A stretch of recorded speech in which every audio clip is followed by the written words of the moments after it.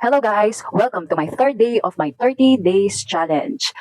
Again, this is Camille, your Imaterang mom. I share lessons about self-growth, personal development, savings, and travel hacks and life in between roles. Okay?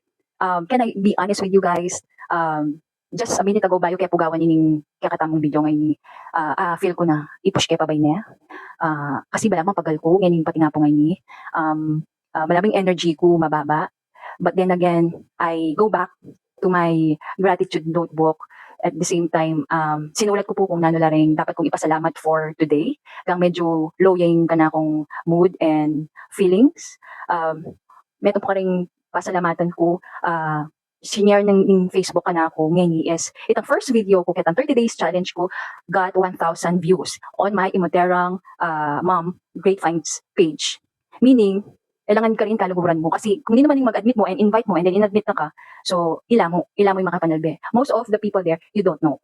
So, eka pasalamat. Of course, thank you very much po. Kaya po mag-message din ka na ako from Tarlac, from Mexico, from other town na buridayin ka na akong content. Thank you very much po. Kayo po may kapagpalakas ka na ako today. Kambi na ka rin pamilya kung may perform na po kasi nga na akong ngayon. So, very good luck. So, gang mapagal, go. So, dapat po, our topic for today is not about consistency, but pilitan kaya po.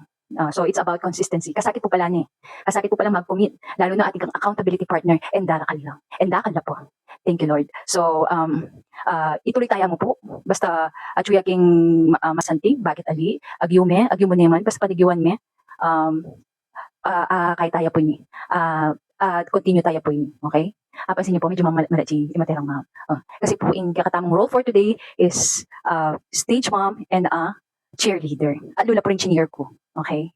So, consistency is hard, but then again, at the end of the day, the small goals count. Small steps, micro steps count to achieving your goal, and that's make you consistent. And also, very important, be grateful. If you cannot find anything good, you get paper and pen, write your littlest things that you want, that you are blessed, and kung naning pwede mong pagpasalamat. Okay? So that's it for now. Last edit ko pa today.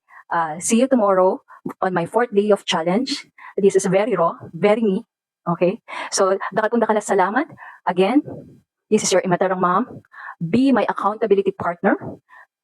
Follow me. And may papanantabi po. Kaya susunod pang addo, panalangin niyo po kaya na akong challenge. Okay?